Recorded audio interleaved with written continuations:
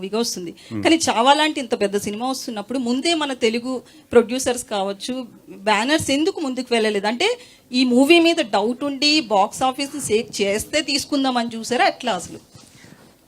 అంటే I think ఇప్పుడు హిందీ నుంచి తెలుగు రావడం చాలా, హిందీ నుంచి సౌత్ లాంగ్వేజెస్ అంటే బాలీవుడ్ మూవీస్ మీద నమ్మకం లేదా అనే టాక్ కూడా నడుస్తుంది. అంటే వాళ్ళది ఎట్లా ఉంటుందంటే హిందీ మూవీ అనేది ఐదర్ తమిళనాడు అవ్వచ్చు లేదా బెంగళూరు కానీ ఇక్కడ కానీ ఆల్రెడీ వాళ్ళకి ఒక ఆల్రెడీ పాన్ ఇండియన్ ఫిల్మ్ ఇవ్వాలి. ఒక సింగిల్ లాంగ్వేజ్లోనే వాళ్ళు ఇండియా అంతా కూడా జనరల్గా రిలీజ్ చేస్తారు.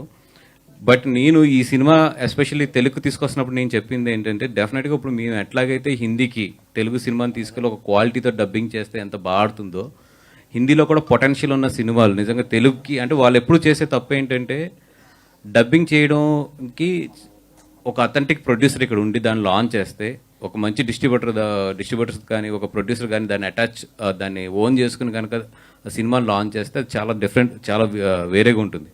హిందీ సినిమాలు కూడా ఇంతకు ముందు డబ్బింగ్ అయ్యి వచ్చినాయి కానీ ఇక్కడ దాన్ని అడాప్ట్ చేసుకుని ఇక్కడ దాన్ని లాంచ్ చేయడంలో ఫెయిల్ అయ్యారు చాలాసార్లు.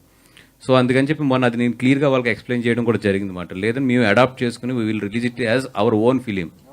అండ్ నిజంగా really thanks to the mad dog.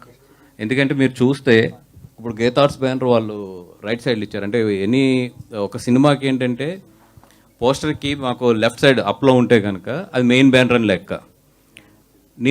నేను ఫస్ట్ వాళ్ళకి పోస్టర్ వేసి పంపించినప్పుడు గీతార్ట్స్ నేను రైట్ సైడ్ వేసి పంపించాను.